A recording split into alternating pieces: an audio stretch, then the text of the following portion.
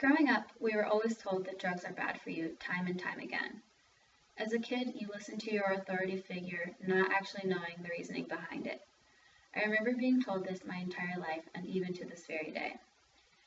As I got older, I realized that no matter what, people are still going to use drugs, even if they're illegal. I never understood why someone would go against the law and jeopardize their life just to use a drug, but that's just how our society is today. Since the 1930s, marijuana has been illegal in the United States, and surprisingly, it's all around us.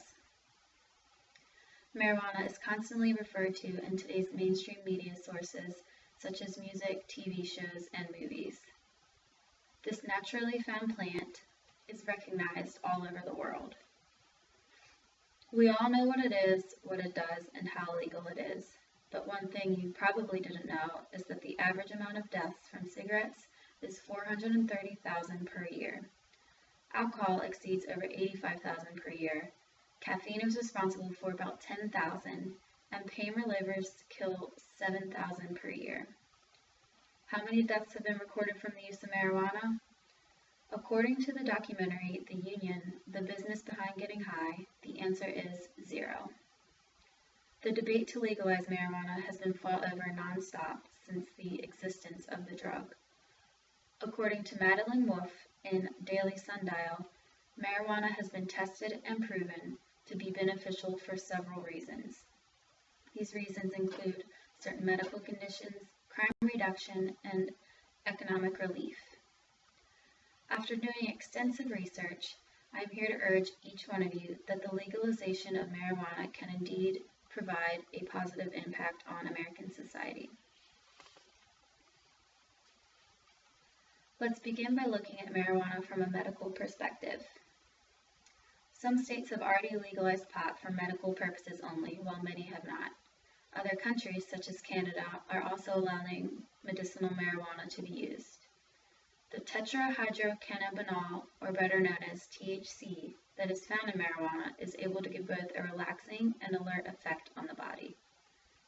It can relieve pain and increase appetite for those that need it. According to an article, 10 Major Health Benefits of Marijuana, it is also beneficial for individuals suffering from OCD, ADHD, ADD, and it can help prevent Alzheimer's. Medicinal marijuana can also be used to treat glaucoma, help control epileptic seizures, decrease anxiety, and even stops the spreading of some cancers. Unlike other drugs such as sleep aids, painkillers, alcohol, and cigarettes, marijuana is not addictive. Of course, the argument could be made that weed is addictive, and on some levels this is true. If someone has an addictive personality and smokes marijuana, they can and will become addicted. But people with an addictive personality can get addicted to just about anything. According to the Union, scientists explain that marijuana is not addictive. By non-addictive, it is meant that the user will not experience any withdrawal symptoms when deprived of the drug. Keeping these points in mind, let's move on to marijuana-related crimes. About 1/6 of the population in prisons were incarcerated due directly to marijuana charges. According to the U.S. Justice Department, there were over 720,000 marijuana-related arrests in 2001, 88% were for just mere possession. This is more than all violent crimes combined. Here I have a graph comparing the different drug possessions, and as you can see, marijuana possession is the highest at 44%, other possessions at 15%, and heroin and cocaine possessions at 20%. A marijuana arrest can take nearly 3 to 4 hours, according to the co-founder and former president of the Nevada Conference of Police and Sheriffs, the largest police organization in the state. This could be time spent that police could be using to look for violent criminals and drunk drivers. There are currently over 2 million incarcerated inmates in the United States. This is more than all of Europe combined, and more than any single country has produced in the world, including China and Russia. Nearly 50% of these inmates are there for drug-related offenses. Due to overcrowding, Oftentimes, we allow murderers and rapists out early to make room for nonviolent marijuana offenders. Prisoners use marijuana on a regular basis in a maximum security prisons. To think that we can prohibit it from every square mile of this country when we can't even keep it out of our prison system is ridiculous. Not only is pot affecting the crime rate, but it is also hard on the economy.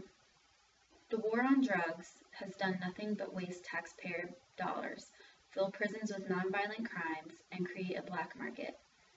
According to Tom Head in 8 Reasons Marijuana Should Be Legal, the main reason cannabis remains illegal is because lobbyists are making tons of money off of prohibition. For example, pharmaceutical companies lobby against cannabis because at a lower price there are several other drugs, such as painkillers and sleep medication, it could replace. Another group that benefits greatly from prohibition are the drug cartels. Legalize marijuana and you cut a huge percent of their profits, army strength, and political power. No one expects that by becoming a pot nation, America will recover economically, but it will help to bring the U.S. out of a hole. Now that we are aware of the problems that come from keeping marijuana illegal, there is only one solution: legalize it. You never hear about the positive effects marijuana can have on a society. By legalizing cannabis, the health and comfort of those with medical issues can be affected in a positive manner. As stated above, THC can ease pain, stimulate appetite, decrease anxiety, and much more. By legalizing marijuana, it is believed to reduce the crime rate in America. Instead of having many crimes due to drug possession, individuals can simply purchase it legally. This would also provide more space for real crimes, and going back to the economy would save the taxpayers money. Regulation of the drug will also bring money into the state and ultimately the nation.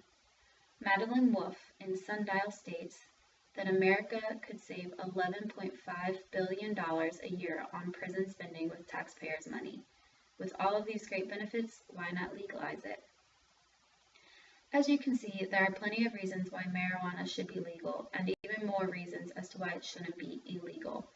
It would ease illness, control crime, and bolster the economy. These issues are important to each of us whether we smoke or not. The choice should be free, just like it is your decision to smoke cigarettes or drink alcohol. Do not let your emotions of fear blind you to the truth. Thank you.